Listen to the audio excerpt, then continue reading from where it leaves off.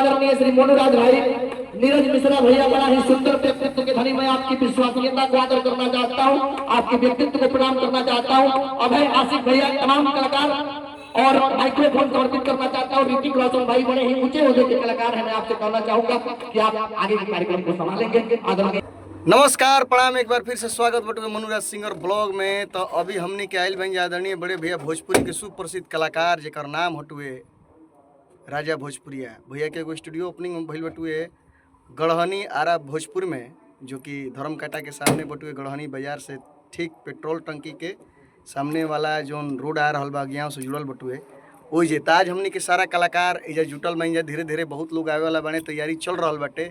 और हमारा संग आदरणीय बड़े भैया भोजपुरी के सुप्रसिद्ध चेहरा और जरा हाथ में खनक रहेला, तबला से लेके नाल तक हिलैले अरविंद भैया बनी है जहाँ स्टेजवा बनता भीतरवा ही। और यहाँ के परिचय खुद बताई सर। बढ़िया लगा के हमारा नाम परी धीरेन्द्र पैड पैड बजैला। चलो यहाँ के नाम पड़ी। अरे हाँ, यहाँ के नाम जो पड़ी तो बता जी। परिचय दीजिए स्कूल में कहाँ भी है। का नाम पड़ी? पवन प्यारे। पवन प्यारे। यहाँ के तरुआ सब जानते हो का नाम पड़ी? राहुल रंजित कुमार। रुआ के तुम जानते हैं, रुआ तबला यहाँ के परिचय हम परिचय यहाँ के बिजोड़ दे। यही चलते कि काहे से कि पहले यहाँ के गावत रही, अब यहाँ के बजावत नहीं। हमारा से सीनियर कलाकार बनी और गायकी लाइन में थोड़ा सा भीड़ ज्यादा बा, अपन रूप चेंज कोई नहीं। हालांकि बहुत बढ़िया गाइला पवन भैया जी। और ये है हमारे, आप तो जानते ही है, तो जग जाहिर है। यदि 100 गो वीडियो हुई तो 25-30 गो यहाँ के बनी।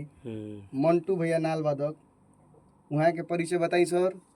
जय माता दी, गोड़ लगाता नहीं आप सबके भाई बेटा भतीजा सवरिया राहुल जी। और यहाँ के बनी नमस्कार प्रणाम सबको के। हम तनी मनी गाना वाना गाइला ब्यूटी बिहारी नाम बा। तनी मुनी ना बहुत ज्यादा गेले, रात भर के स्टेमिना बा। होने नमस्ते प्रणाम, हर महादेव। हमारा नाम नीतीश परी, बेंजू बजाइला। एगो मास्टर साहब हमारे अब हम एगो आदमी को, ऐसा आदमी के परिचय करा रहल बनी जे कि हाँ, जे कि हमारा उम्मीद से मंटू भैया उपाधि दिले बनी ए भट्टजुग के कृष्ण कन्हैया सिर्फ माने मुरली गायब बा। अच्छा, तो अब हमारे बीच में ये है भट्टजुग के कृष्ण कन्हैया। इनका केवल मोर भुला गया वो सतयुग वाले थे और ये भट्टजुग वाले हैं। इनका मोर और बांसुरी खो गया है। और मैं चाहता हूँ कि अगला बार जो जीवन इनका मिले, कम से कम बढ़िया जीवन मिले। और देखिए, हालांकि इस जीवन में सही में, चलिए हम मजाक कर रहे थे, बहुत अच्छे इंसान है, तो कुछ लोग जाने बहुत अच्छे इंसान है, हम मजाक कर रहे थे, दिल पे नहीं खेले थे। लेकिन यहाँ के सरिया मंटुए भैया ठीक बा। यहाँ के तूती जब बोले ला तो मंटुए साथ कर ले। गुरु रही। हाँ, हालांकि देखो चेला चीनी हो गइल कहला ना भैया। हां, लेकिन चेला तहत बोले बने भैया। चीनी के केनहू मांग नहीं के, गुड़ के मांग बा। पूजा पाठ होई तो ना, पूजा पाठ होई तो गुड़े दही के जरूरत। लोग कहला तार चेला चीनी हो गइलो। तो ई बताई हो चेला और गुड़ हने के चेला जलाई या चाहे दूध। अच्छा, तो चेला और गुड़ हने के चीनी है, ई बताई। मैं चीनी से सब ई चेला और नु हने। अच्छा, बताई रो गुड़ है कि चीनी है? चेला है गुना गुड़ है ना चीनी है। आई एक आदमी साहब हम शौक से मुलाकात करल बनी, जिया के नाम हो दीपू भैया। हाँ, देखिए यहाँ के बोलूँ अभी तैयारी चल रहा बा स्टूडियो के, लेकिन हमने के पहले ही आ गए। काहे से कि राजा भैया से दीपू भैया से बड़ा पुरान परिचय लगाव हो। हाँ, तो सोचनी है कि 2-4 घंटा पहले ही चल जाए, ताकि हालांकि हमने कोनो काम नहीं खे जब, लेकिन धाका के लिए बन जाए। हाँ देखिए दे आई दीपू भैया बानी अभी सारा सेटअप तैयार कर रहा बानी, ताकि उद्घाटन होई तो एगो वीडियो हम बनाई, ताकि वीडियो के माध्यम दिखा देनी। हाँ, तो ये सब लोग आदमी बने। हम गाई फिलहाल हम के स्टूडियो में अभी उद्घाटन होके में देरी बा, लेकिन आई मिला रहल बनी भोजपुरी से उपेंद्र भैया और भोजपुरी गायक अभय जी। अभय आशिक। आशिक का है खातिर जोड़ रही? आशिक आशिक हैं आप? आप मेरे लिए अभय हैं। भाई जनता के लिए आशिक है। बस भाई भाई भाई चलिए आज जे भी ब्लॉग देखा था नहीं जा एक बात ध्यान देव जा कि जब गाला में काला रही तो मार्केट में हाला रही माय के धरे के पहले लायक बोले के चेष्टा रखे ना भैया हम ओपनिंग याद रखे कोई भुला के आइए हमार मोबाइल हटाओ जब हमार मोबाइल चल दिलस तो मोबाइल हटाओ कहो कि रखत नहीं हो ई बारे पंकज भाई जस्ट 20-30 गो हम एंकर उत्पाद से निकालत नहीं तार मार्केट खाई न ये बैठिए सर मार्केट ना खाई तो जोन कोई तो हो ये है इरफान साजन जी तो सब भाई लोग एक साथ बैठल बनी हां उपेंद्र भैया का कहत रही रुआ हनी हां उठ के कि कहल बा कि देखी पुरन के चाउर पंथ पड़ेला ब्लॉक तो बनता आज देखी भोजपुरी कंट्रोवर्सी के जमाना बा आज देखी जा गोलू गोल्ड जी जिससे बिढ़नी खोदाला तैसे खोद देता रहन अपना कंट्रोवर्सी खाती आज प्रमोद प्रेमी जी खाती अखिलेश खोद देता रहन तो हमनी के नहीं करे के हमनी के मारी सस दुहा कतर तक भोजपुरी के जौन ज्ञाता नाम बढ़ू हमनी के उजागर करे के बा कंट्रोवर्सी में हमनी के नहीं लड़े के आई ले जा बस दे दनादन दे दिले जा गलियारी के भाषा जौन की जिला भोजपुर हुए भारत के सिंगारे बबुआ यहाँ एक से एक मिले हैं रंगदारे बबुआ ये है इरफान साजन जी और ये है पंकज भाई मजाक को नहीं है और वे भी देखिए एक अंकर आगे ना कहानी है ना मार्केट खा जाएंगे आइए आइए इधर आइए आइए सब भाई लोग धीरे धीरे आगमन हो रहा है सब भाई लोग के अब बहुत बढ़िया बढ़िया कलाकार बैठिए आप बैठिए देखिए ये है नीरज मिश्रा जी ये है नीरज बहुत बहुत धन्यवाद और मोनू भैया ब्लॉग चैनल है ना आप सब हम देखी ना हमेशा हम और बहुत बढ़िया लगेला और अच्छा लगेला आप सब सपोर्ट करी फटाफट शेयर करी और आशीर्वाद दी हम सब देखी जा रहे सब एक बात बताओ तनी ब्लॉग चैनल में एक मिनट बात को बताओ तनी मनु जी के ब्लॉग चैनल अच्छा लगेला मनु जी के गाला अच्छा लगेला गाना अच्छा लगेला लेकिन यहाँ के हमारा अच्छा ना लगेला हमारे डाला अच्छा लगा आइए यहाँ पे बोलिए क्या अपना परिचय हम मानी आप सबके दीपक ये मनु भैया के ब्लॉग है और उन्हीं के आज पूरा आदमी गढ़हनी में उपस्थित बने जा और मनु भैया के ब्लॉग से लाइव भी बने जा और वह सब एकरा के शेयर करब सब्सक्राइब करो और पैसा मांग ले यहाँ से मिठाई खाए खातिर जोने से बनी अच्छा अच्छा तब जाके हाँ तो बनी तो हम कहे ना खर्चा करब आप सबके आशीर्वाद से जो पैसा आप- मिली हाँ। मनु भैया ओकर पार्टी दिए सब कोई के एकदम जरूर ना जी तमाम भाई देखी मिठाई खाए के पैसा मत मांगो भोजपुरी में मिठाई खाए के पैसा ना मांगल जाला बढ़िया लगी तो शेयर करो बस ये दिल से बात पैसा आ इधर शेयर हुई मेहनत से तो पैसा आई तो मिठाइया पटिया होके के चाहिए नो आशीर्वाद बनेले रही सब लोग बनी जा हमने के सब मनु भाई भैया पे विशेष करके और सब भाई पे आज हमने कहा है भैया आज देखी जा के स्टूडियो एक देखी जा इतना बढ़िया जगह स्टूडियो ही खुलल बा कि पीरो से 20 किलोमीटर आरा से 20 किलोमीटर यानी गड़हनी में आ वो देखी रेलवे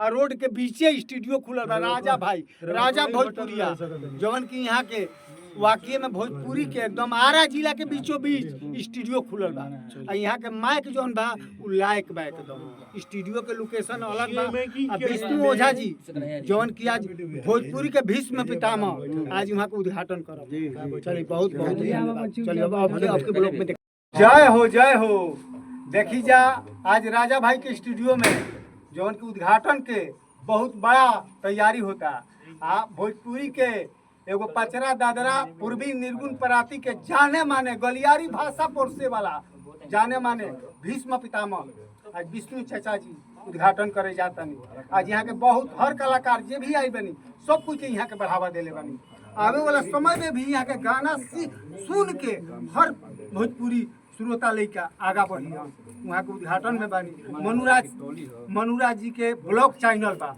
ये चैनल पर जे भी फैन बानी दिल से रुआ से प्यार बा आज देखी जा राजा भाई यहाँ के स्टूडियो बा जो उनकी ओपनिंग करनी 20 किलोमीटर आरा से 20 किलोमीटर पियरो से आज देखी रेलवे ट्रैक मेन रोड के बीचों बीच यानी आरा जिला के बीचों बीच यहाँ के तो यहाँ के दो शब्द बोली लोग ब्लॉग चैनल सब कोई के मेरे तरफ से नमस्कार प्रणाम बा बोला तनी आप सब आशीर्वाद बनाई सब है जितने भी हमारे फ्रेंड्स हैं सबसे आग्रह करते हैं विनती करते हैं कि आप लोग भी हम सबको आशीर्वाद बनाए रखें।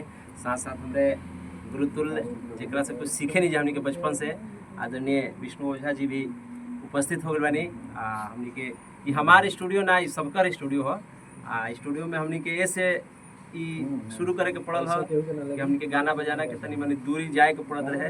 अब करीब हो गए तनी सा गाना बजाना में हमने के आनंद आई। चलिए बहुत सुंदर बात है। एक मिनट बड़ी बात राजा भाई सुंदर बोली है। 1 मिनट धरा गई बनी कि हमार स्टूडियो ना है पूरा सब कोई के स्टूडियो है। तो तनी हमार कलाकार भाई आई बन कमे पैसा वाले एकदम मनु भाई बारे साथ साथ हमने के भोजपुरी के शेर जरा कहा जला यहाँ के भी उपस्थित बनी। नाम लेवल उचित नहीं के सबके प्रणाम बा। साथ साथ नीरज मिश्रा जी भी बानी। सबके स्वागत अभिनंदन बा।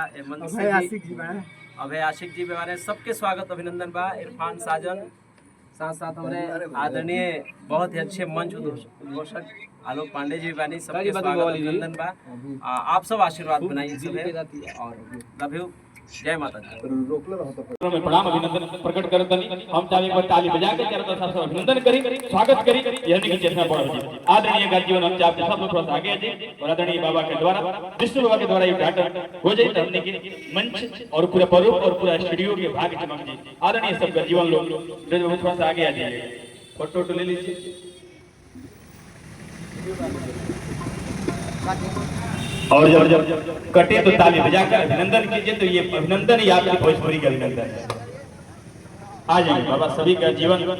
ये हमारी संगीत की इतनी अच्छी ये परंपरा है जहाँ हर लोग इतने अच्छे तरीके से संगीत को सुनते हैं। चाहे गजल का भाव हो, सरिया का भाव हो, भोजपुरी की बिरहिया के भाव हो, भोजपुरी की ठाट के भाव हो या फिर आरा जिला के भोजपुरिया की आवाज की बात, हर वक्त मिजाज के साथ सुनते हैं कि हमारी भोजपुरी और ऊंचाइयों तक जब जाएगी तो हमारी परंपराओं के साथ इस क्षेत्र को लेकर जब जाएगी और राजा भोजपुरी जैसे कलाकार को जब अपनी कलम की तरह से जब भोजपुरी जुड़ेगी तो भोजपुरी के घर से एक तुलसी के पौधा से निकलकर भोजपुरी के जब पट वृक्ष बनेगा तो भोजपुरी हमारी और ऊंचाइयों तक जाने में एक बड़ी मुकाम हासिल करेगी। सर तमाम लोगों का अभिनंदन स्वागत बंधन है। और मैं आगे के कार्यक्रम के लिए आदरणीय बहुत अच्छे गायक आदरणीय मनु भैया है, आदरणीय दीपू सैनी भैया है, इसके बाद उपेंद्र भैया, हाँ आदरणीय राजा भोजपुरिया के पिताजी हमने अगर जीवन विष्णु बाबा के गमछे देकर समाहित हो गए। एक बार ताली बजाकर अभिनंदन करी स्वागत बंधन पर तमाम लोग मंच पे आमने सामने मौजूद बा। भोजपुरी के नया दौड़ के आलोक भैया, हाँ हम चाहते आलोक भैया के आदरणीय गर्जीवन के द्वारा ही पगड़ी बांध सम्मानित कर दिया जाए। सब कलाकार के मंच के माध्यम से हुई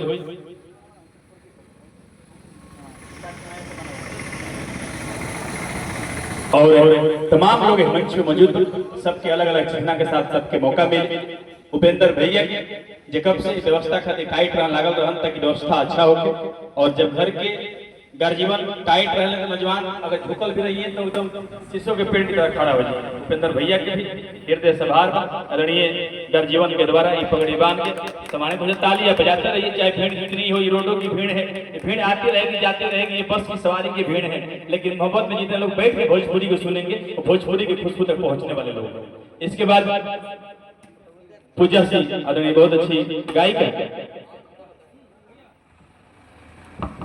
हेलो, बड़ी ही सुंदर और आपके विश्वसनीयता को आदर करना चाहता हूं और दिल से स्टार स्टूडियो गढ़हनी में आए आप तमाम महानुभावों को एक बार दिल से आपके समर्पण की भावना को और आपकी कदर की विशेषता को आदर करना चाहता हूं और दिल से अभिनंदन करना चाहता हूं आपके इस मंच के परमादरणीय श्री राजा भोजपुरिया भाई और हमारे पिता तुल्य आपके पिताश्री के द्वारा तमाम लोगों को सम्मान गमछी देकर के किया गया। इसके लिए आप एक बार जोरदार ताली बजा दीजिए और इस तालियों की गड़गड़ाहट से कार्यक्रम में एक नया रंग पैदा होगा। ऐसे रंगों से इस स्टार स्टूडियो को और आपकी मनोभावनाओं को मैं सुनना चाहता हूं और ऐसी सानिध्य बड़ी करना चाहता हूं जिससे इस मंच को प्रणाम है, आपको राम राम है, जिसने ये जतन किया उसको नमस्कार है। सारे गम भुलाइए, सारे भेद मिटाइए और राजा भोजपुरिया की चेतना को बढ़ाने आए हैं तो एक बार जोरदार तालियां।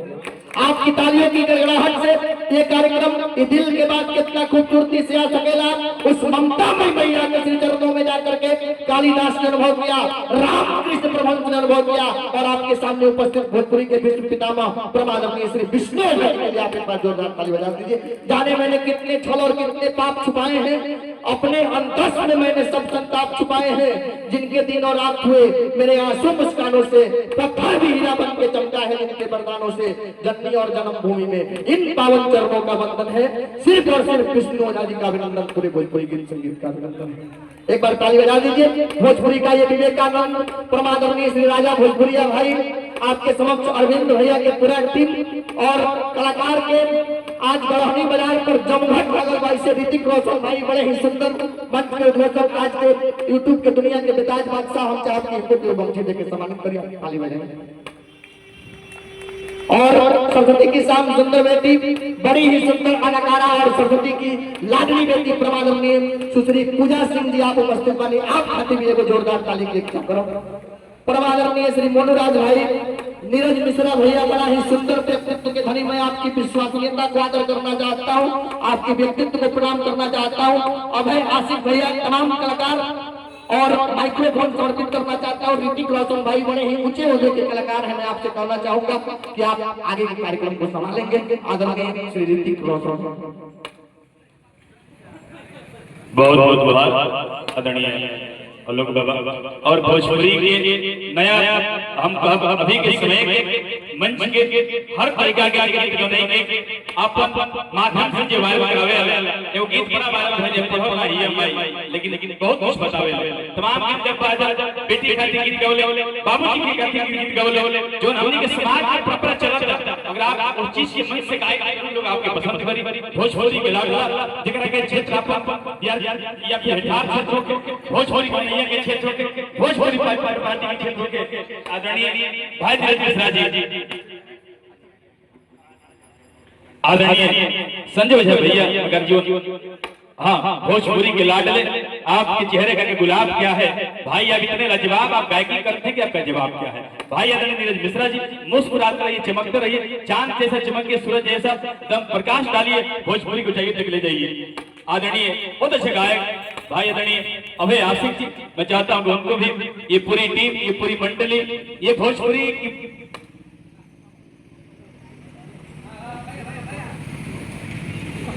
खुशी शर्मा जी,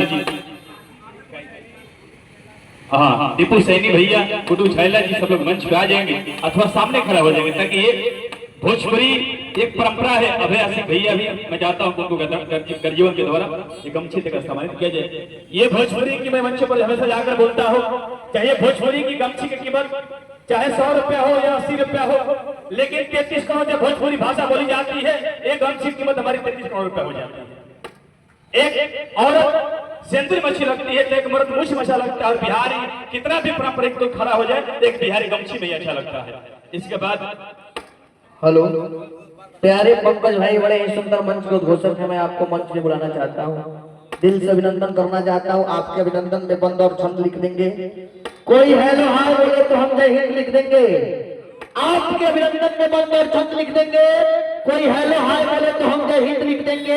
आप यूं खामोश बैठेंगे तो हम कुछ ना कह पाएंगे।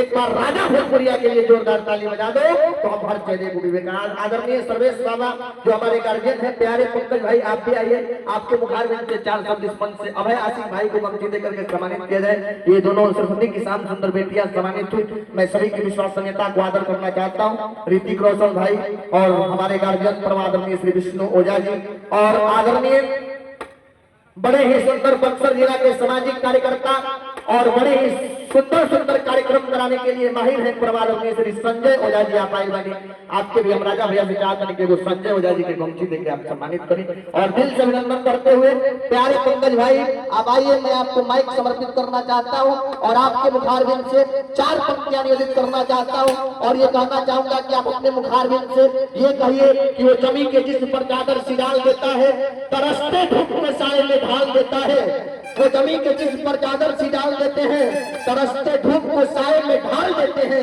विष्णु ओझा गीत नहीं गाते यार, लेकिन जब गाते हैं तो कलेजा निकाल देते हैं। अपना एक अलग प्रदर्शन है। गीतकार धीरज धमाल भाई कलम के सिपाही, मैं आपको दिल से अभिनंदन करना चाहता हूँ, आपके अभिनंदन स्वरूप प्रणाम करना चाहता हूँ। प्यारे पंकज भाई को माइक समर्पित करूंगा, ये कहना चाहूंगा कि आपके हवाले मंच करना चाहता हूँ अपने हिसाब से। हेलो, बहुत बहुत धन्यवाद गुड्डू छैला, बड़का भैया, दीपू सैनी, बिट्टू बिहारी जी, दीपक ओझा भाई, सब लोग सुपरस्टार बादानी मंच पे, मंचा से भोजपुरी के इरफान साजा, अरविंद भैया के बड़का भैया के टीम, अच्छा संजय बाबा, बिट्टू बिहारी जी, संजय बाबा और अरविंद भैया की पूरी टीम, जे स्नेह जे मोहब्बत के साथ इतना मंचासीन भोजपुरी के विश्व पिता जे कि अपन गायकी के बल पे दुनिया ही ना देश विदेश तक अपन एगो अलग एगो पहचान बने आदरणीय गर्जवन तुल विष्णु चाचा जी और पूरे कलाकार बंधु, आज भोजपुरी सीनियर स्टार भोजपुरी गायक से अभिनेता राजा भोजपुरिया भैया के स्टार स्टूडियो के ओपनिंग में हम सभी उपस्थित कलाकार और एक से एक बढ़ के कलाकार इस मंच पे गाएगी। अरविंद भैया की पूरी टीम, उपेंद्र भैया, अच्छा बहुत बहुत हार्दिक अभिनंदन और स्वागत। ये प्यार है, पंकज कुछ नहीं कहेगा, ये बात दुनिया के प्यार, दुनिया के स्नेह। अच्छा संजय बाबा के अरविंद भैया के समानी बड़का भैया जरा स्नेह प्यार मिलेला हमने के आदरणीय दीपक ओझा के कर दी, बहुत अच्छा एंकर बन आज के दौर के रजब भैया, मंटू भैया परमादरणीय श्री दीपक ओझा भाई मंच के बड़े ही सुंदर उद्घोषक हैं, मैं आपको दिल से अभिनंदन करना चाहता हूं। मैं आपको चाहूंगा कि आप मंच के सामने आ जाइए, बड़े ही सुंदर चेहरे के मालिक हैं आप और बड़े ही सुंदर पर्सनालिटी के आप बड़े ही खूबसूरत कलाकार हैं, मैं आपको नमन करना चाहता हूं। और अभय आसिफ भाई बड़े ही खूबसूरत तरीके के कलाकार हैं, मंच के एक अलग गरिमा में उपस्थिति मैं आपको दिल से अभिनंदन करना चाहता हूँ, दिल से वंदन करना चाहता हूँ। ये दिल मिलल बा तो दिलदार मिले के चाहिए। उद्घाटन हो चुकल बा हमारे संगे गुड्डू भैया हमार फोटो बना रहे ना तो एका दिल्ली ना ये गुड्डू भैया है, ये दीपू भैया है, उठिए साजन जी, और ये है साजन जी, अब तक ब्लॉग के नाम दिखाई दे बने, बाकी सब लोग के दिखाई दे बने। आज देखिए वीडियो में सबसे ज्यादा करिए हमें लोग फोटो खिंचावे सब लोग लागल बन जा। और उद्घाटन हो चुकल बा, प्रोग्राम होई, प्रोग्राम सब जुड़ल जाए, स्टार्ट बा प्रोग्राम जी।